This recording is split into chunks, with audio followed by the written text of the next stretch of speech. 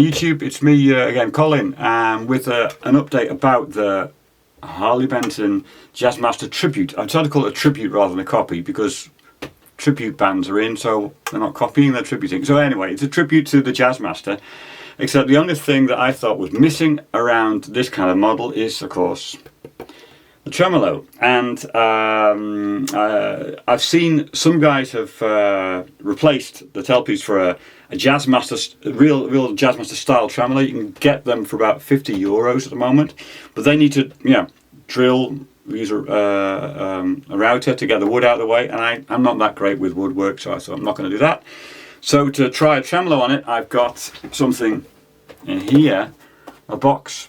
Duesenberg Les Trem 2. I'm going to show you what's inside the box when you get it, and my idea is to fit it onto the Harley Benton, see how that goes.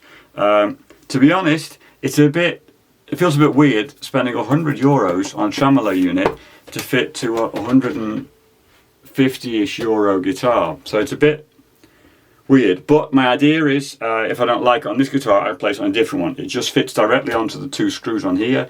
I'll show you what's in the box. Here we go. Well, here's the Duesenberg box. When I open it, you see an instruction guide in German, which is going to be a challenge for me, explaining what to do, but also in English, which makes it a bit easier for me.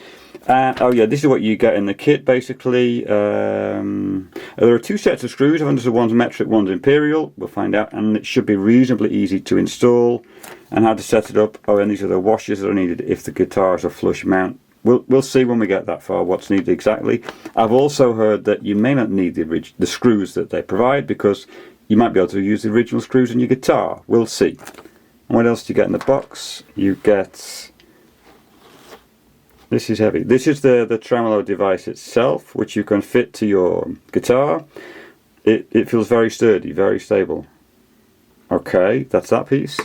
And this must be the bag of screws, indeed, with a couple of Allen keys and some washers.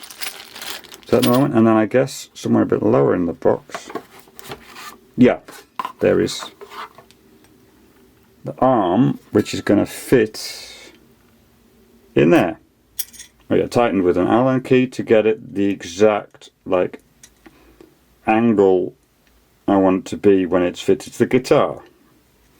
We'll see that when it's on there. Okay, so that's it. That's what you get. I'm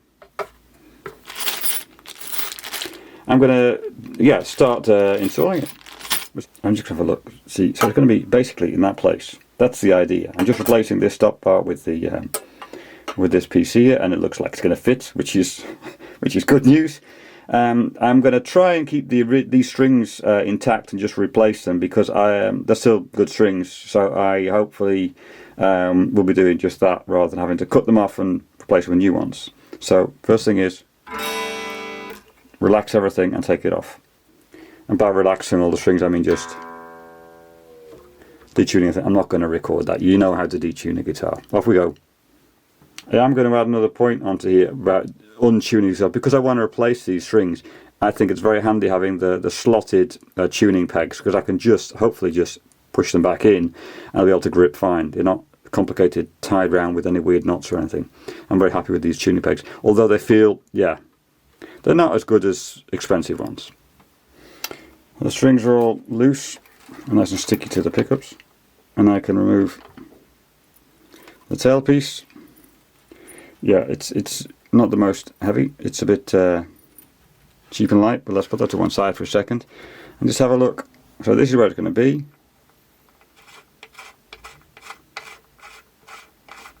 If I unscrew these, I see would it be useful to put these on or not. The only way I can use these is by mounting them that way, which doesn't seem a good idea to me. So I think I will be using the screws provided in the back. In theory, I could just screw that in, it will be fine, but then you're left with this gap. So I'm going to replace it with the ones that are in the back. So let's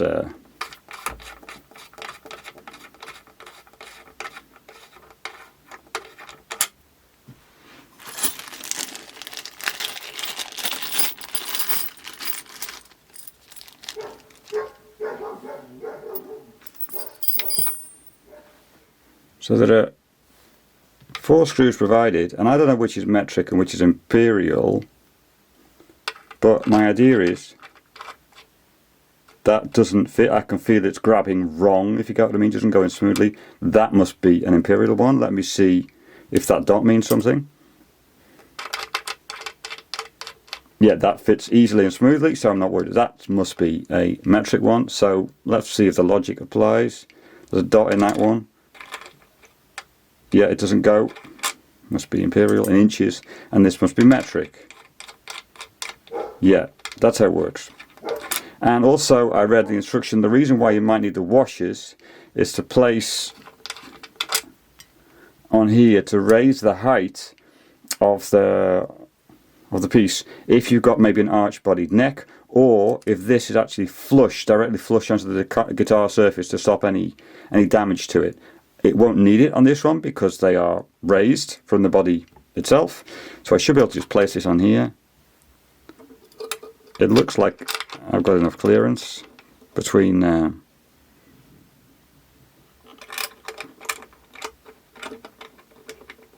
I can finger tighten these, although this one is a little bit unhandy to reach, to be honest. So I might just use the screwdriver, which I've got a nice big one which should fit indeed. When you're using screwdrivers on guitars, get the one that fits the slot, if you get what I mean, otherwise you're going to have some damage to it. Right, just loosely tightened, just really loose at the moment. It feels already very stable. This might be the most sturdy piece of hardware on a guitar because the rest, well, it feels a bit light, let's put it that way. So I'm going to tighten this up just enough. Tight is tight, you know, just like on old motorbikes. Tight is tight. So that's in place. I'm able to restring this. Let me put the bar in already. So this one should be fine now.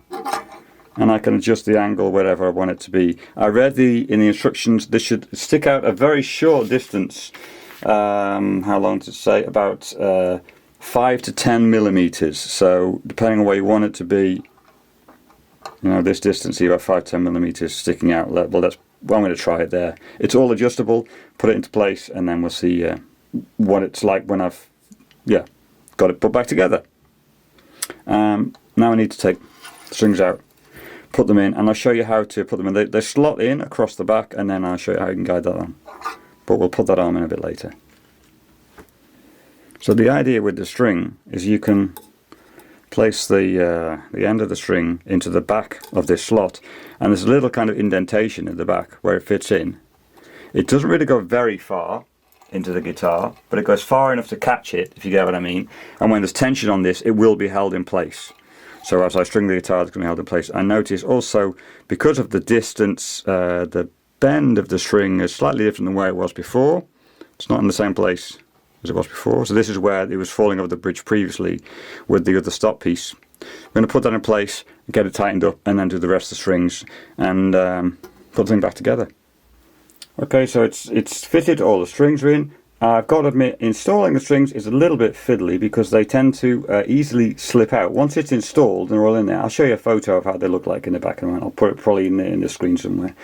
But while installing it, it's a little bit, they can easily kind of fall out while the strings are loose.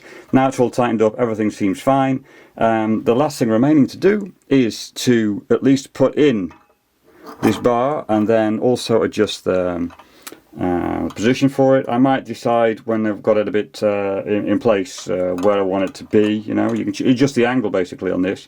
So I'm just going to guess at putting it around here and just slightly tighten it, and already you can see probably it's moving like a tremolo should. And I notice the bridge is moving with the tremolo. We'll see how it all stays with regard to tuning and everything. I did consider replacing this with a roller bridge, but then when you're going to stop, you know, new tailpiece, roller bridge, whatever we're going to do. Well, we'll see.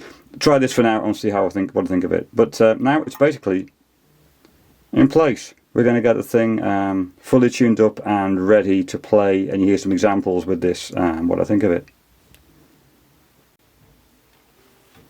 So it's fully installed, it's in tune. It took a while to get the tuning the way you want it, because it's really a floating trem. You know, you can go tighter and slacker, if you get what I mean. You can pull it up a little bit as well as pushing it down. So tuning it, like any other floating trem, is a bit of a, well, takes a bit of time to get it all in tune and in the right place, basically. But no different to any other, like a Bigsby, basically. Similar to a Bigsby in that sense. I'll let you hear what it sounds like. My first impression after playing a little bit before pressing the record button was to figure out, this is a lot of fun. This is really, it's simple to install. I'll maybe make a better review, or maybe record a song with it and let you know what I think of it. But at the moment it seems stable, it seems good. I'm not going to replace the bridge, it seems to be staying in place.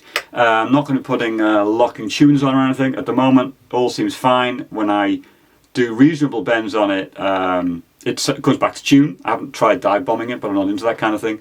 So, well, yeah, you see what you think of it. You'll hear it now through a valve state amp, Harley Benton, plugged in, no effects, just reverb that's in the box, if you get what I mean, that box back there. Okay.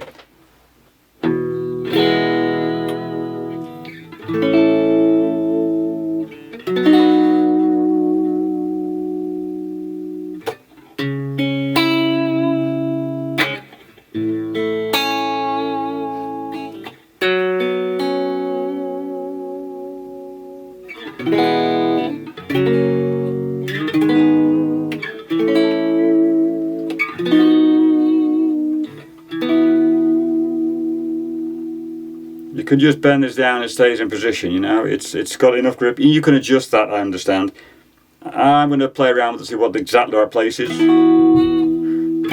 This feels me okay, and I think I can still reach the volume and tone okay with this position. And I can bend it back to be put in a case or whatever.